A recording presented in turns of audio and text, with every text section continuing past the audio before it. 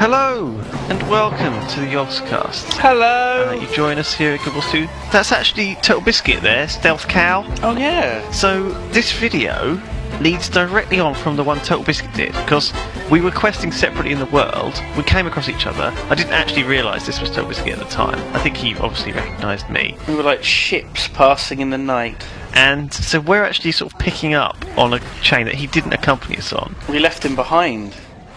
We left him in a big cloud of dust and explosive poison from the look of your abilities. Yeah. Again, I'm playing my Necromancer, which I felt was just awesome. It was so nice for levelling, because, you know, I never really seemed to take any damage. It's pretty cool. My pets were just handling, you know, all that side of things, and getting involved. Where am I? Where am I during all this? I don't know, you were around. You know, I don't really need you, actually. What? What? I don't really need you anymore. You can go. No, that's not true. What were you doing? Wow. How was the engineer? Did you know, because you weren't sure about it after the last beta, were you? Last beta weekend, but you played it again, regardless. Yeah. There's something quite satisfying about it. The fact that you're just shooting things with a big gun and that you can have a big flamethrower that you can pull out at will. That gives you a whole load of new abilities. I mean, that was pretty damn cool. This is going to be like Hunt the Simon. Look, cup of char. There we go, up there. Aha! It's me! Just idling up there. Wow, look at that flamethrower. Isn't it beautiful? You look amazing. So I collected 24 pieces of scrap metal. I don't think you got anywhere near that, did you? What do you mean? Well, given that I was AFK, just stood there, you know, maybe I collected a couple of scrap metal. So this is a quest chain that has sort of phases to it, and we have to collect metal in order to open up the next phase. Yeah. And you can collect metal from just lying around on the ground, or you can kill mobs and loot it. And this is actually the next bit. We've done the turn-in, and we're chasing the Char Bros. There's a whole bunch of them just came out of nowhere. So we turned it in, we followed the people, and we're sort of moving towards the next phase, which is we're leading a charge. Help the Night Warband reach Incendio Templum, some sort of temple somewhere. So they've arrived. This is one of those events which is an event chain. So there's quite a few events which are sort of independent, and there's some things that are event chains. Now it would be wonderful if all the events were event chains, but most of them aren't, or else there'd be just so many to put in. They can't, you know, everything can't be a fail or a win option. So a lot of them are only sort of win options. They kind of, if you keep doing them, they progress through from place to place to place. There are some Incendio. Things. Do you see what they did there? Incendio. I don't know. What did they do there? Are you implying it's fiery? It's fire explosive, maybe. We shall see. I think we accidentally completed like a bronze one as well there. Look, it says help Roa Fate Reeve defend, deliver supplies. So I think we might have accidentally helped him. So there's a courier quest. On. Wow. While we were doing without even realising. Well, we were in a big zerg, weren't we? Killing rat there, causing all sorts of trouble. Own that rat, 2,000 damage, no prob. Throwing hands everywhere.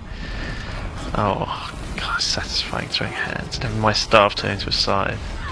So. Oh yeah, I like that. There's plenty of NPCs that we're sort of helping out, and they're kind of.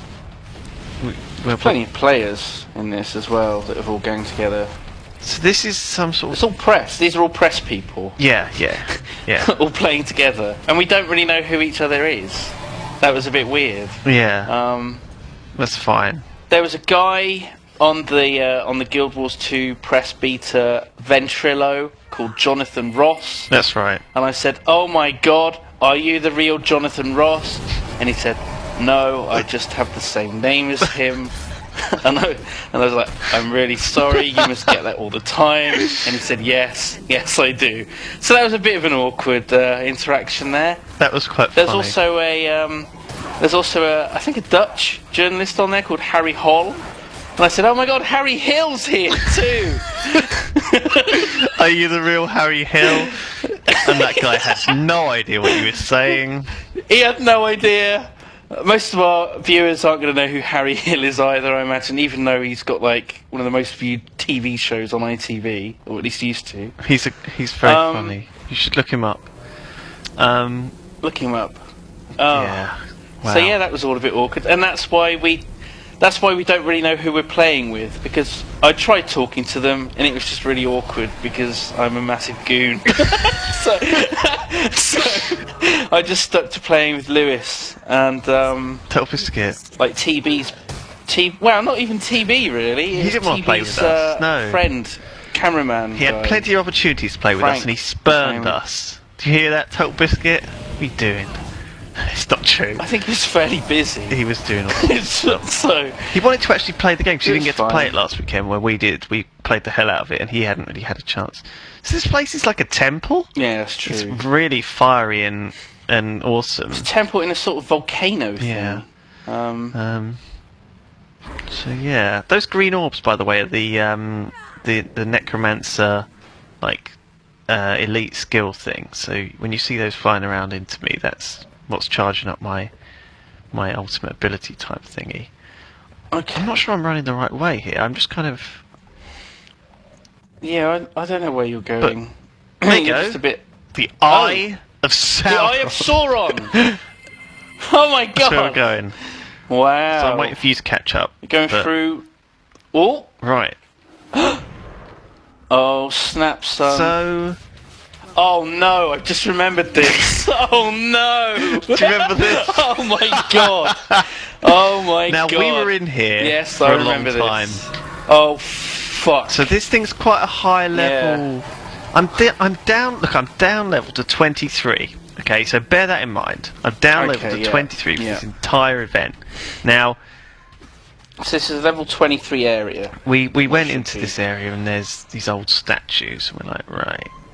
Okay, so we were like destroying them just because you can, and this is actually not part of the event chain, but it kind of unlocked when we finished the event chain by putting a little arrow on our mini maps. So we were like, oh, what's this in here? And there was like a statue head. I picked one up. You picked one up. And look at mine.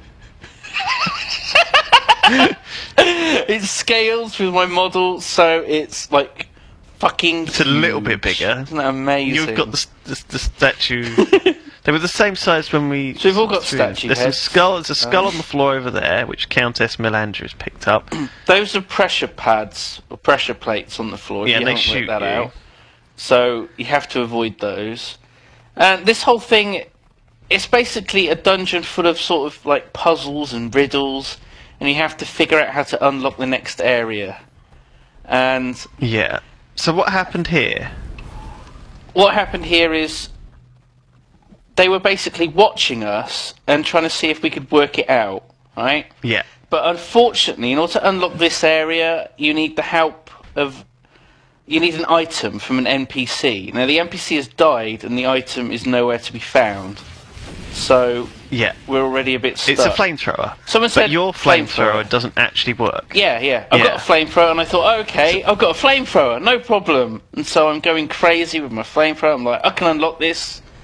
And then I go, actually, no, I can't. Well, it's like the hardest puzzle in the world, because there's a wall of ice and a mob with a flamethrower in front of the wall of ice. You kill the mob, he drops a flamethrower, you use it on the wall of ice. That's pretty much... But the engineer flamethrower doesn't work. Yeah, that is it. It's not rocket science. But this is why they're testing. Exactly, this is exact purpose of a beta. This sort of testing. Down here is a mortar. Okay. Now, when you click on the mortar, it says it's out of ammo. It's out of ammo. But of course, we had those skulls and those rocks, statue heads, and we didn't. Yeah. I just destroyed mine by hitting someone with it instead of putting it into the mortar. So what you're supposed to do is supposed to get one. Anyway, when you put it in the mortar, it blows up the floor and it reveals this watery area. Okay? Yeah. Now, we were in this watery area, and the person we were with was like, oh no, we can't go down there yet, we need to go through the wall of ice. Okay? So everyone come back and everyone go through the wall of ice. And so I'm like, okay. And I'm like, oh shit, there's a shark. The shark comes out. Shark. I'm like, holy nowhere. shit. So I'm like running away from the shark. And what I do is I start running away. And then just as I'm about to go up to the surface, the seaweed spawns. So great timing. Great timing. Oh, bollocks. So I was now separated from all you guys. And I had to just sort of carry on my own while you went through the the icy wall. And what was behind the icy wall? You can just tell me. Fill in the blanks in my mind. It was a big treasure chest full of epics and Jaffa cakes. Oh, damn it! And just lovely. It was full of those straws that you like. Your favourite sweets. Oh, I love straws. I love straws. There were thousands of them, but we couldn't carry them all. We couldn't carry them all. So I just set fire to them all with the flamethrower and just let them melt in a big sort of puddle, a boiling puddle of like sugary red juice, molten. Oh, so sorry about that, man. God. Sorry. So that's okay. So I'm down here killing level 27 to level 22. I've actually gone down a level since I said last time. Look, I'm now level 22. Also, so I'm not quite sure why that's happened, but also there's flamethrowers underwater in the wall. But that's fine. Underwater flamethrowers. Yeah, that's fine. It's fine. So underwater flamethrowers, getting killed by these stalker fellas. It's crazy. I used my. It's so. Okay, now.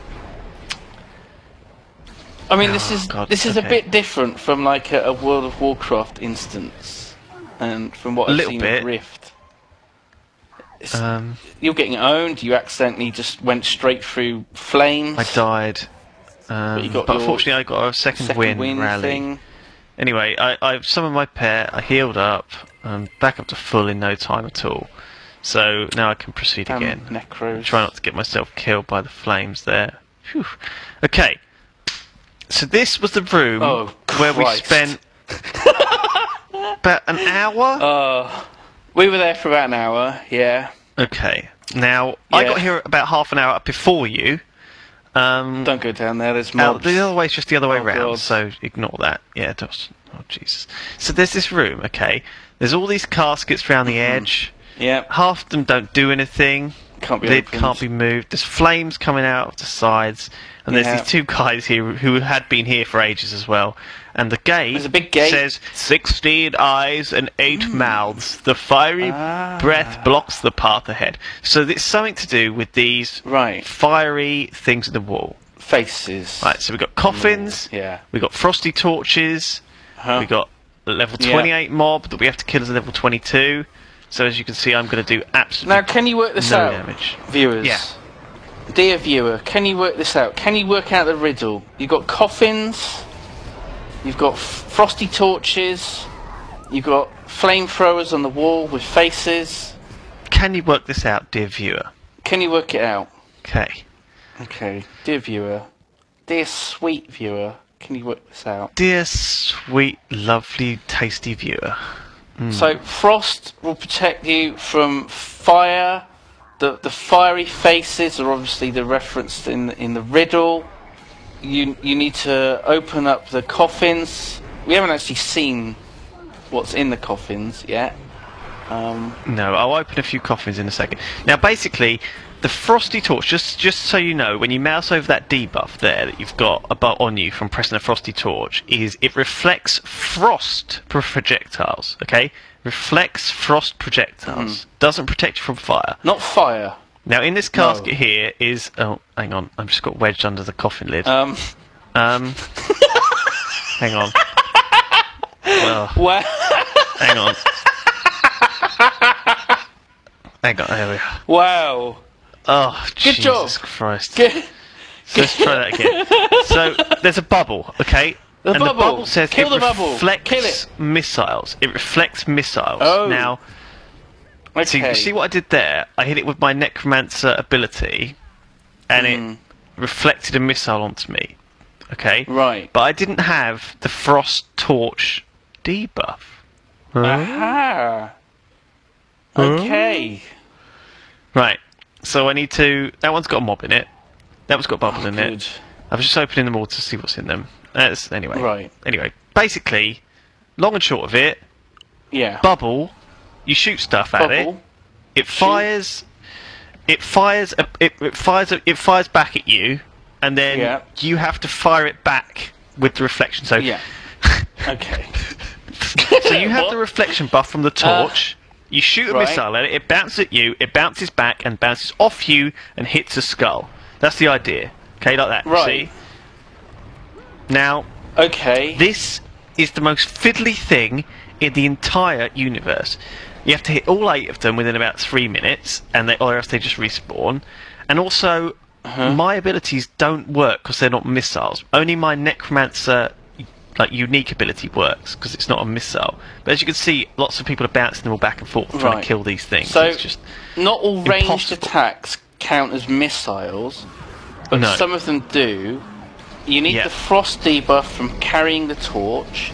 You then open up the coffin, you shoot at the bubble, frost bounces off of the bubble, and that has to hit one of the flamethrower face things. There's 8 of those faces, and you have to get them all hit and turned off within 3 minutes to open the gate. Yeah, and before the gate closes again. That won't open the gate, but you need that sword. You see that sword there? You need that sword. And you need a sword that you got from behind the ice door. Right? Right. So there's only one of them. Okay. And you need that from upstairs. So you have to keep that. Someone has to keep hold of that the whole time. Yes. Otherwise you can't get through the next bit. Yeah, that was right. Okay. The next door. So there's also a sword that you need as well. Yeah. Oh, God. Yeah. It's like Indiana Jones. Oh, okay. So the door's open. We did it. And we're all That's legging it through. Leading the charge. Cup of char. Dun, da, da, da. So, bear in mind we're all level 22, these are level 28 mobs, so 6 levels higher than us, which is pretty intense. Makes it quite an exhilarating fight, or a very low damage fight. So we go into this other underwater area, so this entire thing's been underwater, and I've been using these weird sort of underwater weapons that I'm not used to using. You're about to die over there, but it's alright. Yeah, I wasn't doing so well. I just pulled a load of crap. And so we're going to head downstairs into this sort of area here. And down here there's a load of statues. And one of them is missing a sword. I wonder which one it is. So this is an easier one to sort of work out. These are all spoilers, by the way. If you wanted to work out how to do this yourself, you probably shouldn't have watched this video. But it's not that much of a spoiler. We'll be alright, crikey. I mean, it's not rocket science, is it? Shepherd dies at the what? Oh God! And so that one over there didn't have a sword in it. And it was like fallen over slightly. So we plonked the sword in. And the gate open. The gate's open! Yay! It's an easier one than that room of... Except you have to remember to bring it, obviously. And if you haven't got it, you have to go all the way back and do everything again.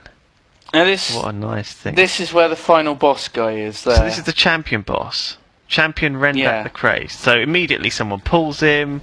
We all start attacking. Of course, we're only hitting for melee like range. 20. I die instantly.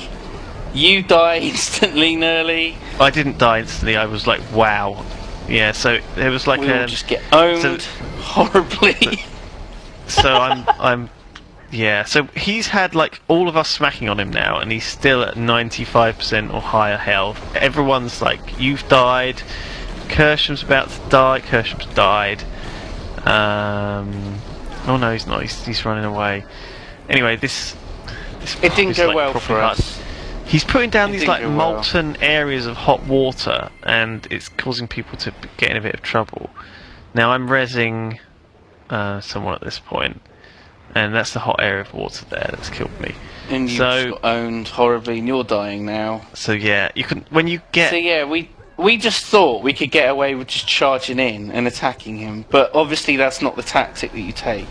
No. With this guy. And after a certain amount of time, he actually glitched into that wall down there. So because there were these fiery faces on the sides, right? We thought since that fiery thing was one-shotting us before, we'd be able to, if we just drag him, you know, backwards into the fiery face, it would like do a lot of damage to him because he wasn't taking any damage. So we thought, you know, there must be some reason that he's so high level and that there's these fiery faces underwater. But in reality, as soon as we tried to drag him off his platform, he just glitched out into the wall, and then we couldn't get him back. So, a bit of an anticlimax on this one. Where is he actually? He's gone. He's gone. I was thinking he was gonna. We were all thinking he was gonna respawn, but he's down there. Look, you see him down there. I don't know if you should be showing all this. A mob bugging out in a beta. It's beta. It's beta. But I mean, this is what happens in betas, and that's why they're there to be tested and fixed and mended, and stuff that's been worked on. I'm sure it'll be a final release. I'm sure. I think this is the danger of putting in so many events. You know, Guild Wars 2 has got thousands of events, but then again, that's the same with anything. Like when a World of Warcraft new expansion comes out, you know, there's certain quests that don't work or are bugged out in some way, so they can't catch them all straight away. Well, it certainly shows a lot of potential. The fact that these sort of dungeons actually have puzzles in them. It's very Zelda-y, isn't it? So I guess this is one of the more elaborate types of skill point that you can get.